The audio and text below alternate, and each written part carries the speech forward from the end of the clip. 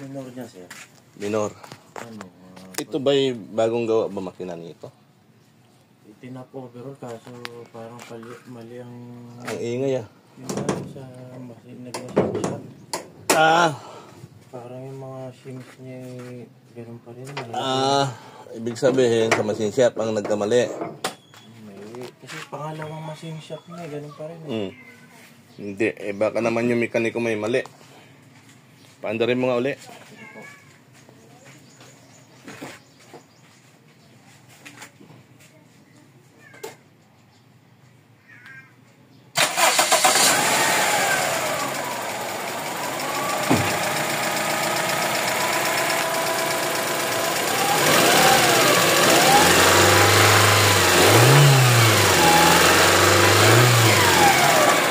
Malalaki clearance yan, pero kasama sa titingnan natin yan kasi titingnan ko. Ikaw yung ba gumagawa nito? Pinapagawa mo? Ha? Hindi ka ba naghanap naman ng iba kung talagang isa lang pinapagawan mo?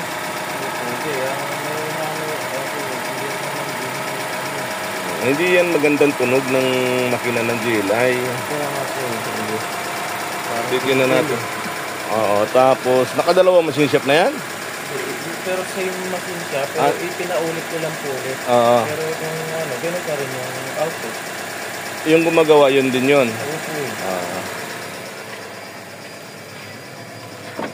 Kala ko nag-lock. Ano ba na ito? Minor, mataas? Tinaasan na lang kasi yung kapag nagsabay ang aircon, gumaganon. Sige. Saan mo ba kinokontrol to? Dito pa ba? Yung ganun pa ba? Opo. Tingnan nga natin. Pag nag-drive siya, idle up niya, okay naman. Wala na ito. Hindi na ito. Wala na. Wala na po yan. Mechanical na yan. Kaya naging problema yan. Kasi synchronized dapat yan dito. Itinanggalan nila yung circuit ng AC amplifier dyan. So mawawalang kwenta na yan nandun. Ito ang nag-uutos eh. Ayusin wiring yan. Yung nga po nakita ko sa inyo, hindi na ibabalik yung sa ano. Ayusin lahat yan. Walang problema dyan.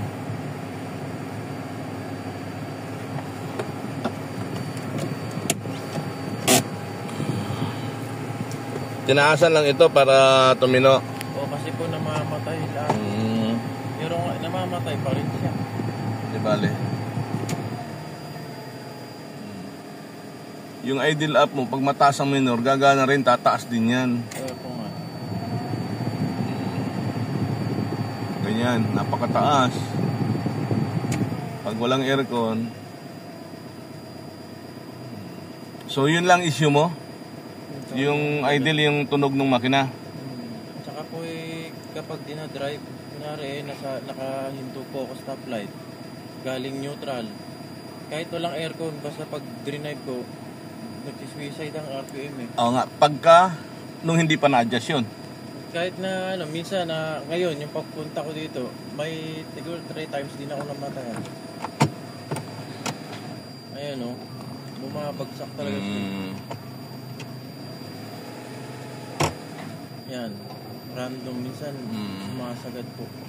Di ba Ganun lang yan. Kasi merong ayusin dito eh. Check namin lahat yung wiring niyan. Nasa wiring ang problema nito eh. Tiga saan ka pa ba, brother? Naik pa po, sir. Naik Cavite, sa kabila. Opo. Yung diretso ng Cavitex, tapos kakanan kayo. Di ba nandoon yung sino ba yung bayani ron? May bayani doon na napunta kasi ako, naligaw ako doon, napunta ako ng Naik. Di ba iba yung sa Dasmariñas, si Badaanon? Imo, si Badaanon? Iba pa. O yung Naik dito nga, yung diretso ka ng Cavitex, tapos kakanan. Okay. Taas na minor niyan. Tinaasan na lang yan. Hindi na mapatakbo ng Start ulit. Ayan suicide. Ganun. Okay. Tingnan natin kung may check engine. Meron. Okay. Nakailang gawa na ba to? Isa pa lang eh. Isa pa lang. Pero hindi na kayang patinuin. Uy, baka hindi kasi sanay po yung mekaniko na. Okay. Sige. Kaya dinala ko na sa sigurado. Pag walang mali sa mekaniko, machine shop yan. Yan. Ikuhanin mo yung pan-timing natin.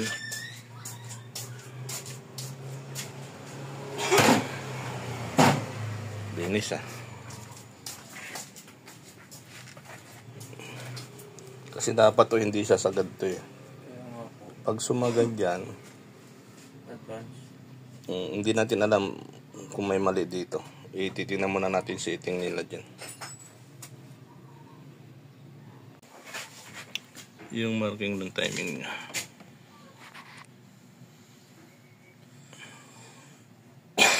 Hindi ko makita pero yung sabir niya may mali.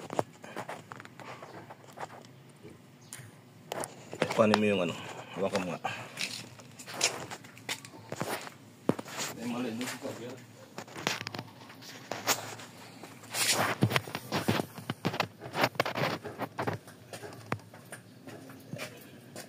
Hindi talaga pumasok. So dapat papasok na kaagad to eh. Wala.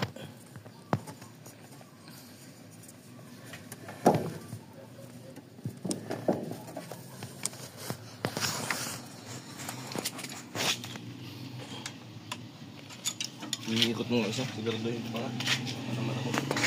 Gawa may problema siya, hindi yung ano. Sa machine shop, medyo matanggap pa to eh. Dito nga dyan yung ano. Yung ano, may ila ba? Yung timing niya, nasaan ba? Kasi ang layo ng ano niya, hindi niya hindi ma... Ayun, saan dyan? Pinakababa. Dali Tama ba? Ibabalik ko ha? Yan. Bakit sa baba? Dapat tumaas siya. Dapat taas lang ng konti. Oh. Yan, tinan mo. Ano, tapat na. Tapat naman ata. Tapat naman kaso nasa babang baba. Nandun eh.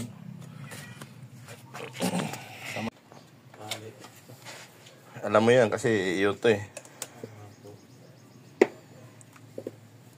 Sobrang sagad na yung timing nito. Sobrang sagad nga. Kasi tingin ko talaga may something dyan sa timing niya. Paano ko ba makikita mabuti yan?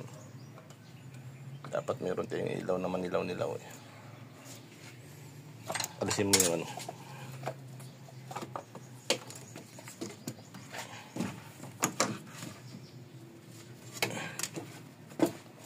Tingnan mo nga ako saan nakakabit yung... Ito yung ano. Tingnan mo tapat. Sinagad na yan ha. Hindi pa maumabot ha. So may mali yan. Ayusin na lang natin.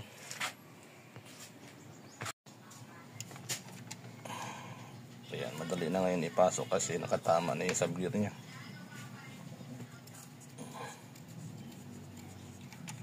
Wish ko lang mapapangiti si Sir pag andar mamaya nito. Tingnan natin kung magta-transform yung tunog nito.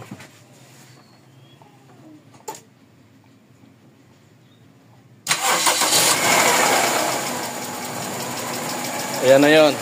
Ayan na yung ingay ng maluwag ng barbula. Pero yung lagapak na kaninang narinig mo, maluwag masyado yung adjust. Paano ba gagawin dyan? Wala tayong pang simming yun. Dapat hindi ganyan yun. Yun na yung ano, yun na yung ingay. Kanina iba yung lagapak. Kanina talaga wala sa ano yung...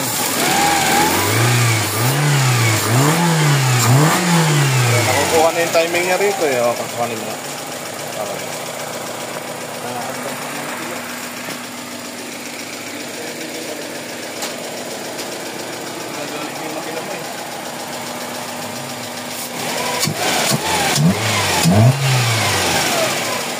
Mag-a-advance na ito.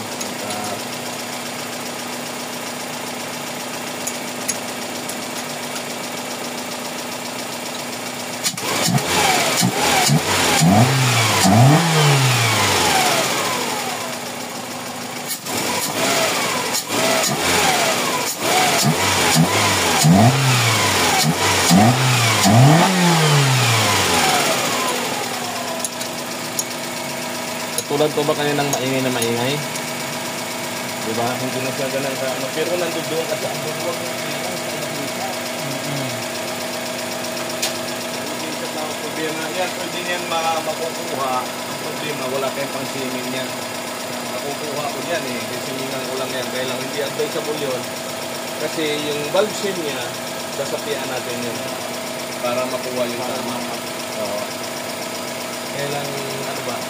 Yung gagawin ko yun. Yung gagawin ko yun, enterprise yun. Kasi magtagal tayo dun eh. Nasa tayo yung kukuhanin ko kayo. Pero yung ingay ng subgear mo, wala. Baka may nakapatalit sa akin. Kasi 12 piraso yun. Isa-isahin ko isang pagbulan yan. Matagal para sa akin yan. Pero siguro hindi na kita lalabanan yun. Tatagal tayo dyan talaga eh. Andis na nasa machine shop yan po. Sa pagbulan ka mag-build up. Para walang sapi. Para walang sapi.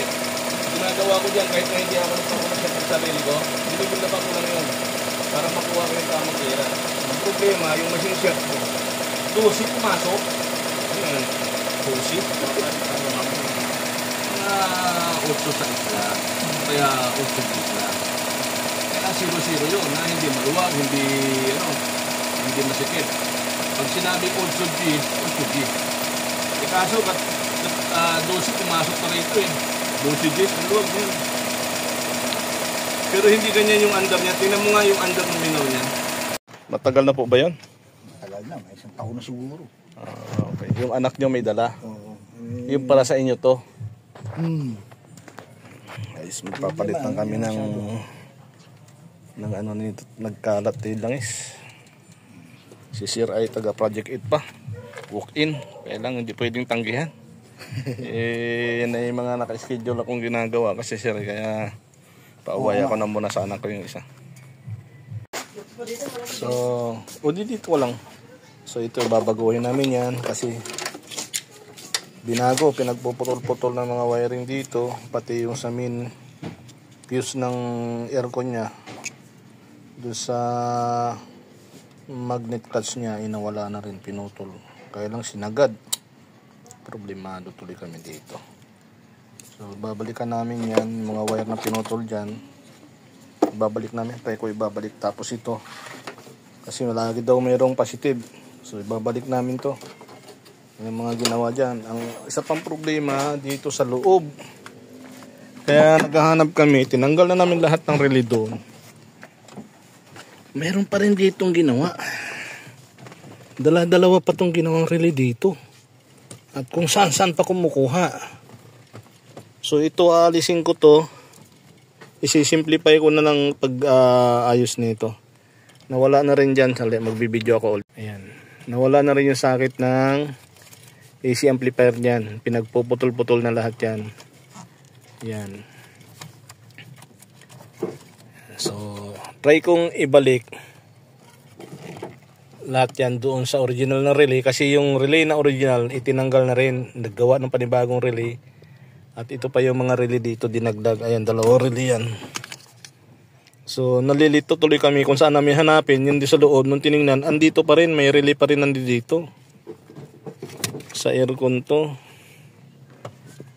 So ito lahat babaguhin yan, isi-simplify ko lang yan, pero gagamit pa rin ng thermostat. Okay. Yun ang ano dyan, yun ang medyo ano rito eh. Malaman kung ito parang hindi original to eh. Original ba eh?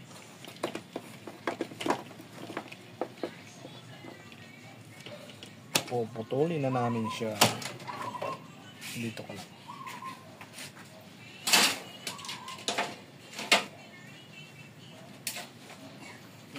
To, kailangan natin to, isang relay.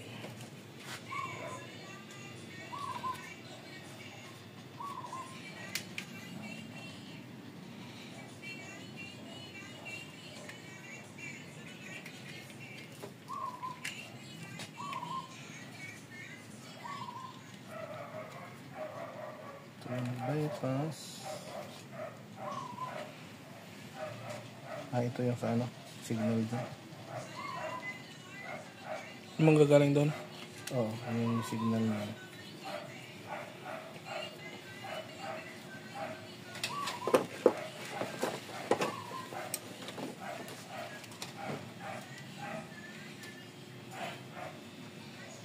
Ito may sumingit na pin. Itong mga ganitong kulay, hindi original yan. Yung ganitong kulay, Sinapi. yung ganito, Sinapi. hindi yan original. Ang original, bilangin natin na ilang wire yan. 1, 2, 3, 4, 5, 6, 7, 8, 9. 1, 2, 3, 4, 5. Papuntang compressor. Kailangan may lumusok dito.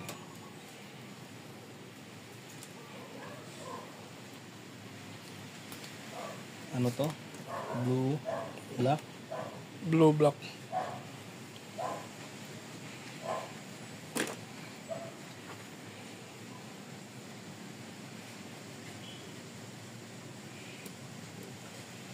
Ay, sa pan. Pan yung isa. Ha? Oo, pan yan.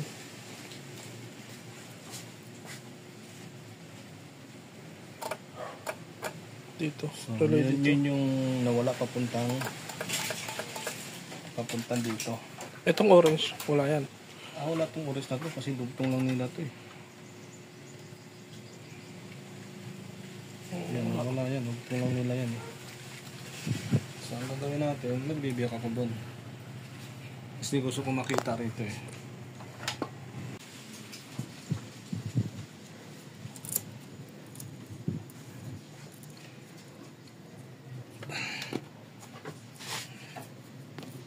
Grabe naman tong tape na to, ba't malagkit?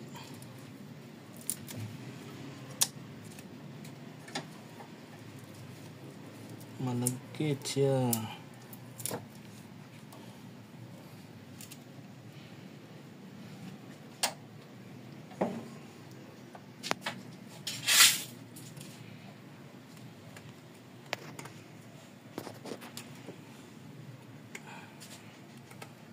Ang ina sir, baka mamaya alas 2 ka rin makakauwi sa inyo nito. Ayan, ito yung sa wiring. Kaso, ito kasi may sobra to eh. Titin natin. Ayan mga tinupi oh. Apat kasi yun, diba? Ito yung mga tinupi niya. Yung tinupi nito, no, wala nga sigurong ano to sa kanya eh. Isa langis. Baka walang, may indicator ba ng langis to? Wala eh. Pagka-on ka, di ba, parang takore na kulay pula? Wala. Andito lahat yun. Tanggal. Pinatay. Tinanggal. Eh paano nga andito? Yan nga yung pinakakabit ko eh. Sayang. Para makita. Oh. Oil sending rin. Oh, yun. Yan, andito lahat to, yan oh. Kaya binuksan ko to kasi nandito, inipon-ipon lahat dito. Yung sinding unit niya hindi gumagana dahil nga Pinasod. actually hindi na binalik. Pinama na sa tape. Ay, ay, ay. Samantala, andyan lang naman sa baba. Oh, andyan yun. Mahirap pa naman magdugtong pag mainit dyan. Itong yan live. Dito sa itim na yan. Yan. Ngayon, ito. Putulin mo na nga dyan. Ito nagdugtong. Anong kulay? Black white. Black white. Black white yan o black yellow? Na wire. So pagdating dito, ito na yun. Ito yung sa compressor palagay ko. Inuhon mo.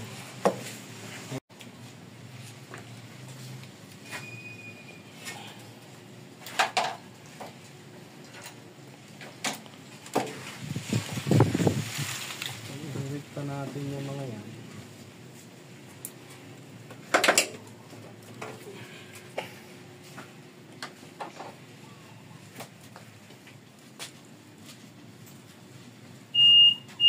Tunog.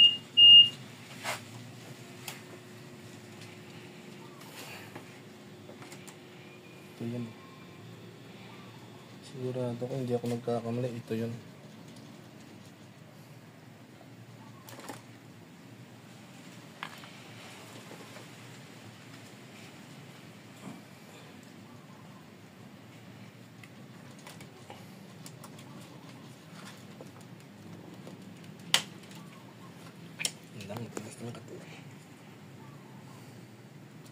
Sige, dito na lang natin na ilagay.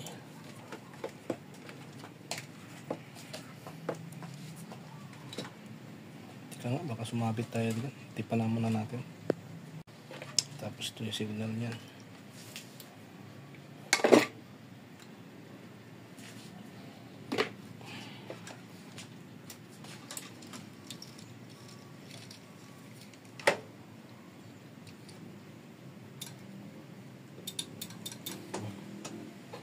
Titingnan natin dito kung alin yung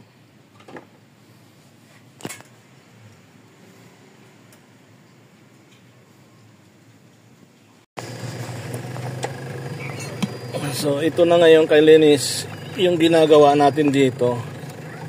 Dalawang wire lang. Ayun na, wala na marami relay. Inalis ko na lahat mga relay dyan. Aircon natin. Ayan. Ando na yung aircon nya. Gumagana na aircon nya. Kailang nahihirapan talaga siya sa compressor, brother. Ang bigat kasi ng compressor eh. Ayan, ayan na yan. Tingnan mo yan, oh, gaano kasimple lang yung wiring niya, no. Wala ka na makitang wiring marami dyan, no. Dalawang wire lang ang tinap ko dyan.